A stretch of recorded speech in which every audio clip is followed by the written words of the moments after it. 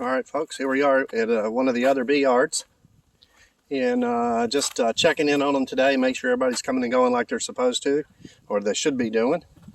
And everybody's looking good. I just see pollen going in on that one. These guys are doing fairly well. I see pollen going in on that. They're not touching the artificial pollen, which is a good sign. It means there's plenty of natural pollen. Anytime there's natural pollen out there or natural nectar out there, the bees are going to take that. You can feed them all you want, and you can put out all the food you want, but if there's natural stuff out there, that's where they're going. So natural's not a bad thing. It's good for it. Serves its purpose in January, early January, late December when there's nothing out there, and you want to get them hyped up, especially if you got a low bee count in there. That'll trigger them to go ahead and start laying up. And you'll see the difference over here in April and May when I show you the picture of some of these hives, because you're not going to believe what these queens are capable of once they get a jump start with some early pollen and some early carbohydrates. For this one, I had to add that yellow box the other day. That box is full, slap full of bees. But anyway, that might be an anomaly, but anyway, here we are. And we're going to be putting out a little bit of supplemental food for them, and hopefully they'll take it.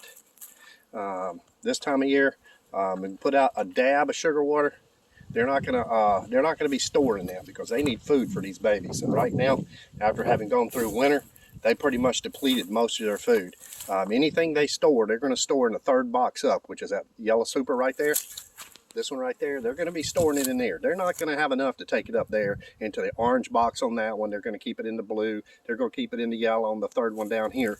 And so what that does is when I get ready to inspect these bees over in March and April, late March, if there's anything in this one right here, I'm going to be taking those frames out and put empty frames in there. I'll take the frames in here and put them in some of my nuke boxes, which won't be making honey this year, or I'll either freeze them. And then after the honey flow and I take their honey off, then I'll put those frames back in there, and that'll give them a little bit of boost of extra food to get them through till they can build up enough to build up more stores from any residual honey coming in or what have you. But that's how we ensure there's no syrup that gets into our honey.